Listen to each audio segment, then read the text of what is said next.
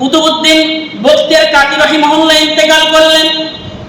In the meantime খবর হয়ে গেল গোটা ভারতবর্ষ এবং সারা পৃথিবী খবর হয়ে গেল যে কুতুবউদ্দিন বখতিয়ার কাকি রাহিমাহুল্লাহ আর দুনিয়াতে নাই, তিনি ইন্তেকাল করেছেন। লক্ষ লক্ষ মানুষের জমায়েত হচ্ছে, যেহেতু ভারতবর্ষ মুসলমানরা কয় শত বছর শাসন করেছে, 850 বছর পর্যন্ত শাসন করেছে।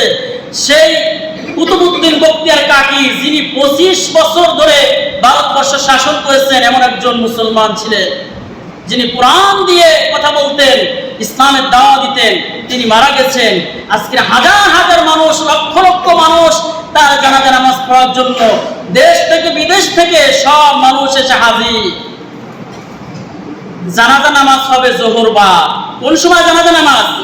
জোহর বাদ জানাজা নামাজ। এখন লক্ষ লক্ষ মানুষ দেশ থেকে বিদেশ থেকে সব জায়গা থেকে আসতেছে। এর মধ্যে লক্ষ লক্ষ আলেম আসতেছে, মুরিদ আসতেছে, পীর আসতেছে, মুফতি আসতেছে, মুহাদ্দিস আসতেছে, আল্লাহর ওলি আসতেছে, মুহিদ্দিনরা আসতেছে। কেউ আশা বাদ করতেছে না। এখন জোহরের নামাজ শেষ, মানুষ তো লক্ষ লক্ষ মানুষ সব হাজির হয়েছে জানাজা নামাজ পড়ার জন্য।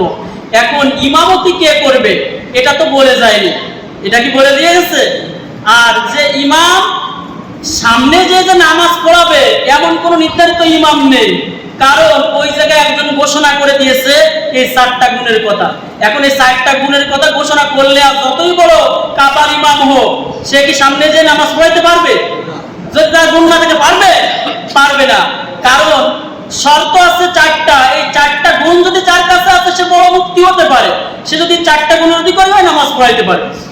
আর এই 4টা গুণ যদি না থাকে, সে যদি রিকশাওয়ালা হয়, সে যদি কুলি হয়, মুজির হয়, সে যদি কোনো সাধারণ ঘরের মানুষ হয়, এই 4টা গুণ যদি তার মধ্যে থাকে, তাহলে সে জানাজা নামাজে ইমামতি করতে পারবে না, জানাজা নামাজ পড়াইতে পারবে।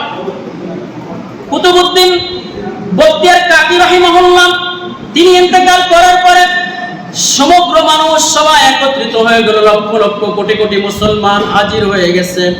কিন্তু জানাজা নামাজ কে পড়াবে? সামনে তো যাইতে পারতেছে না, কেউ সাহস করে যাচ্ছে না, কারণ 4টা গুণের তো একটা গুণও কারোর মধ্যে না। এখন আসরের রক্ত হয়ে গেছে, কাউকে পাওয়া যাচ্ছে না। আসরের নামাজ সবাই জামাতে পড়েছে। এরপরে আসরের নামাজ পড়ে আবার সবাই খোলা মাঠে চলে গেলেন। লক্ষ লক্ষ মানুষ, লক্ষ লক্ষ তার মুরিদগণ, শাগরেদগণ, মুহিদ্দিনগণ, আল্লাহর ওলিগণ, পীর সাহেবগণ, তারপরে মুহাদ্দিস, মুহাক্কিক, যত মানুষ আছে সব হাজির, কেউ সামনে যেতে পারতেছে না। এমন সময় মাগরিবের রক্ত হয়ে যাচ্ছে, মাগরিব আগত আর কিছুক্ষণের মধ্যে মাগরিবের আজান হয়ে যাচ্ছে। এখন মানুষেরা কান্না বল পড়ে গেছে, সকলে হাওমাও করে কান্না শুরু করছে। আজকে হয়তো নির্ঘাত খাজা কুতুবউদ্দিন কাকি রাহিমাহুল্লাহকে হয়তো বিনা জানাজায় কবরে দেওয়া লাগতে পারে, কারণ যে 4টা গুণের কথা বলা হয়েছে, এই 4টা গুণ কোনো মুহাদ্দিস, মুহাক্কিক, কোনো আল্লাহর ওলি হলেও হবে না, কিন্তু 4টা গুণ যদি কারোর মধ্যে হয়, সে পড়াইতে পারবে। দেখা যাচ্ছে মাগরিবের রক্ত প্রায় সমাগত। ইন দ্য মিন টাইম এমন সময় এমন একজন মানুষ চাদর মুড়ি দিয়ে তিনি খাটিয়ার সামনে হাজির হয়ে গেলেন। হাজির হয়ে গিয়ে তিনি দাঁড়িয়ে বলছেন, উপস্থিত হাজিরিন, আমি এই কুতুবউদ্দিন বখতিয়ার কাকির জানাজা নামাজের ইমামতি করতে পারবো। জোরে বলে আল্লাহু আকবার।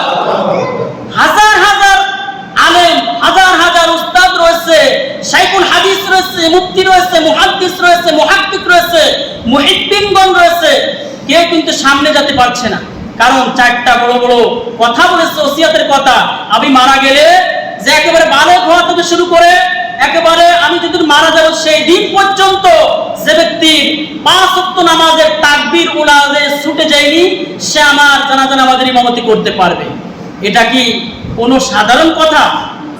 সারা জীবনে, এমনকি আমরা যারা এই জায়গায় উপস্থিত হতে পেরেছি, আমরা কি কেউ বলতে পারবো আমার জীবনে বালেগ হওয়া থেকে শুরু করে আজ পর্যন্ত কারো তাকবীর উলাজ ছুটে যায়নি? কেউ বলতে পারি?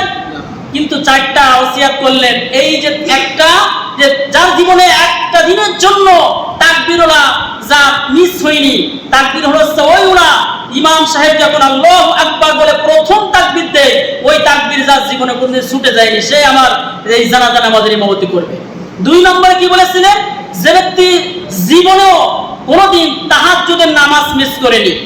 3 নম্বরে বলেছিলেন যে ব্যক্তি কোনোদিন জীবনেও আসরের 4 রাকাত সুন্নাত নামাজ মিস করেনি।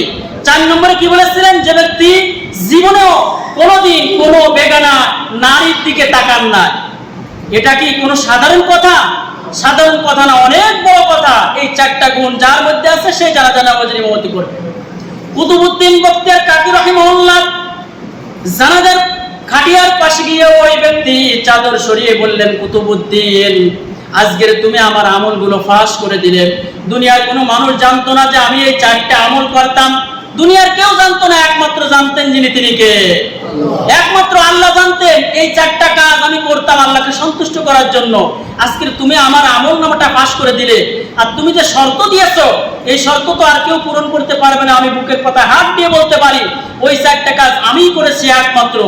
এবং তাকে বললেন কুতুবউদ্দিন, লাশের কাছে গিয়ে বললেন তার বুকটা খুলে দিয়ে, কুতুবউদ্দিন, আজকে তোমাকে আমি ভুলে যাইনি। কিয়ামতের ময়দানে তুমি যেন আমাকে ভুলে যাও না। আল্লাহর দরবারে তুমি যেন আমাকে নিয়ে একসাথে যেন আমরা হাসর নাসর করতে পারি, এক জান্নাতে যেন যাইতে পারি। এই কথা বললেন, জোরে বলি সুবহানাল্লাহ।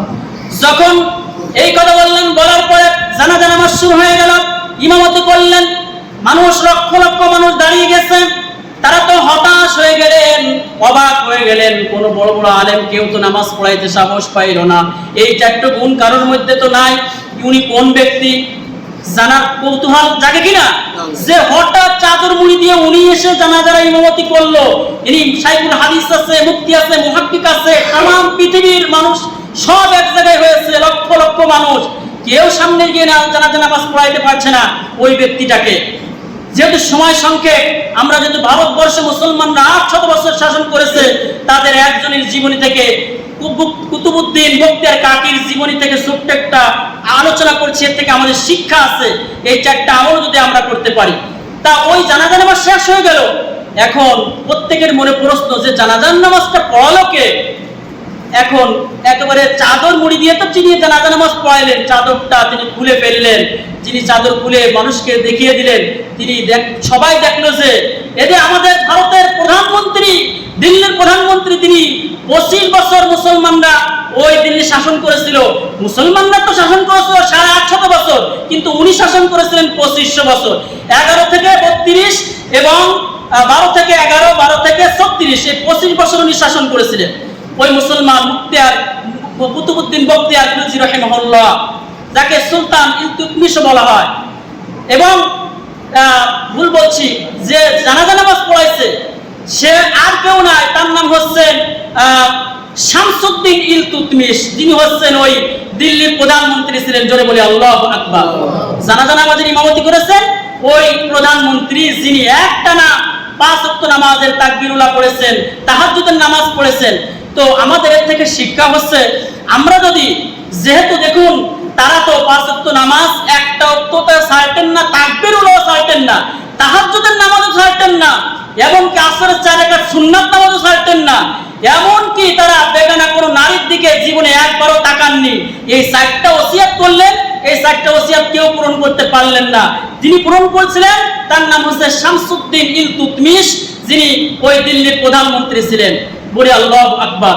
এমন গুণ আল্লাহ তাআলা মুসলমানদেরকে দান করেছিলেন। মুসলমানরা এভাবে শাসন করেছিলেন, মুসলমানরা এভাবে আল্লাহর ইবাদত বندگی করতেন। আজ সে মুসলমানদের ইতিহাস আমরা ভুলে গেছি। তারা যেভাবে কাজ করতেন, ইবাদত করতেন, আল্লাহ তাআলা সেই ইবাদত বندگির মধ্যে আমাদেরকেও যেন শামিল করে নিন।